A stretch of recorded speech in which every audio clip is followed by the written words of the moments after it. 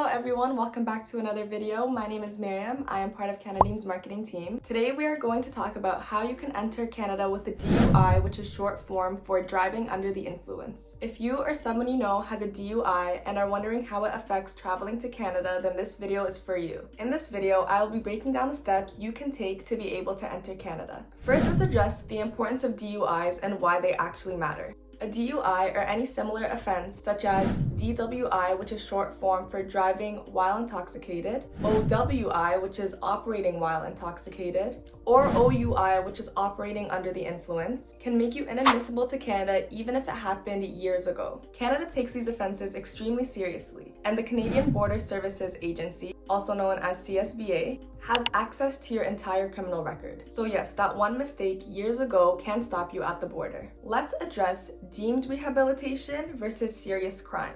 If your DUI was before December 18th, 2018, and it is your only conviction, you may be deemed rehabilitation if 10 years has passed since completing your sentence. This means that you can enter Canada without any extra paperwork. However, if your DUI was after December 18th, 2018, it's considered a serious crime under Canadian law. That means automatic rehabilitation does not apply to you and that you'll need to take additional steps to enter the country legally. This change doesn't just apply to DUIs, as there are other reckless driving convictions. Other charges like reckless driving are also considered a serious crime now if it occurred after December 18th, 2018. So even if you think it was just reckless driving, it can still make you inadmissible to Canada. Now you may be like, yeah, I get it. I have a criminal offense. Now how do I overcome it? Now I'm going to talk to you about how you can overcome criminal inadmissibility. Step 1, don't panic, as there are still ways to enter Canada legally. Your first option is to obtain a temporary resident permit. This lets you enter Canada for a specific purpose or a limited time. Though it is a short-term solution, it is very effective, especially if you have urgent reasons to enter Canada. Your second option is criminal rehabilitation. Now, unlike temporary resident permits, also known as TRPs, criminal rehabilitation, CR for short, is a permanent solution. Once you're approved for criminal rehabilitation, you will be deemed admissible to Canada for life, as long as you don't reoffend. But keep in mind, this process will take you a year or more, so plan very strategically as the outcome is very worth it. Some of you may find yourselves in situations where you have a pending DUI charge, but you haven't officially been convicted yet. So let's quickly address your pending charges. Pending charges understandably can raise red flags with the CBSA officers. The CBSA officer has full discretion to deny your entry even without a conviction. In this case, it is strongly advised to be traveling with a legal opinion letter, which we will talk about next, as this letter will explain your circumstances. What is a legal opinion letter and why do you need one? Legal opinion letters are professional letters prepared by licensed immigration lawyers. At Canadim, our trusted lawyers explain in the letter your legal situation, whether you've been deemed rehabilitated, whether your charges are pending, or if you've had an expungement or pardon. This letter gives CBSA officers the clarity that they need to make an informed decision. If it is not already obvious, this letter can significantly improve your chances of being allowed to enter the country. Now let's run through some of the most frequently asked questions we get in regards to entering Canada with a DUI. Number 1, can I enter Canada with just a traffic ticket? Yes, minor traffic infractions do not make you inadmissible to Canada. Number 2, what if I have multiple DUIs from 2018? If you have multiple DUIs from 2018, you will not be deemed admissible and you need to either obtain a TRP like we mentioned earlier or a criminal rehabilitation. Number 3, what if my DUI was expunged or pardoned?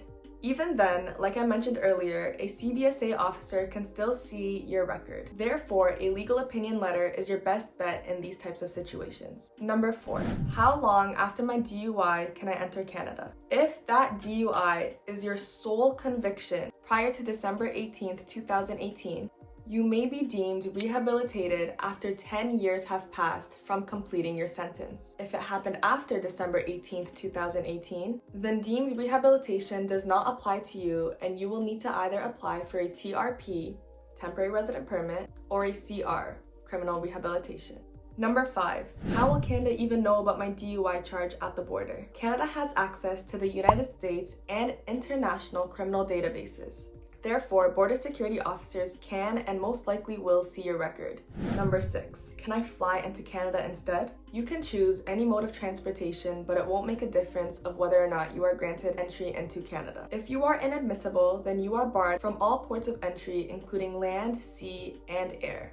Number 8. Can I apply for a temporary resident permit at the airport? You can, but it is risky, so it's always better to apply well in advance. If you have a DUI and you plan on entering Canada, Canadim can help you prepare the strongest application to ensure the highest levels of success entering into Canada. Number 9. What even is criminal rehabilitation and how does it work? Criminal rehabilitation is a one-time permanent fix. If you're approved for a TRP, that means that you are no longer inadmissible for that conviction. To apply for a TRP, you must wait at least 5 years after completing your sentence.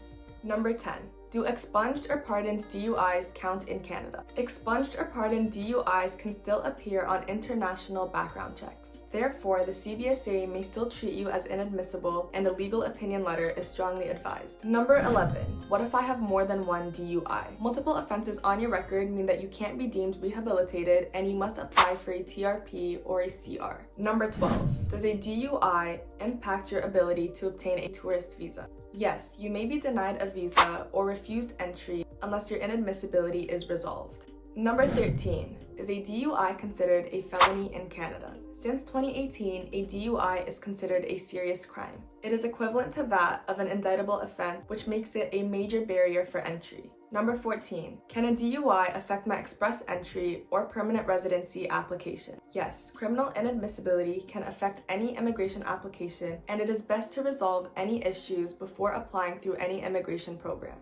At Canadim, we have a team of experienced immigration lawyers who specialize in inadmissibility cases. So whether you need help applying for a TRP, a criminal rehabilitation, or a legal opinion letter, we've got you covered every step of the way. If you have a DUI or another conviction that may make you inadmissible to Canada, why would you take the risk and wait until you're stopped at the Canadian border? Reach out to us at Canadim today for a free 15-minute consultation. All you have to do is fill out our free immigration assessment form in the description box below and on our website www.canadim.com. Once you complete our free immigration assessment form, we will be able to strategize a plan and help you enter Canadian borders legally and confidently. And my friends, that brings me to the end of the video. Thank you so much for watching. If you found this video helpful or insightful, please don't forget to give it a thumbs up and share it to someone who has a DUI conviction but wants to travel to Canada. Don't forget to subscribe to our channel and hit the bell icon to be notified every time we post a video so you do not miss any immigration news, updates, or informational videos such as this one. If you have any questions or comments, please feel free to leave them down below, as I do read all the comments and address them the best that I can. Once again, thank you so much for watching. I hope you learned something that you didn't know before, and as always, I will see you in my next video.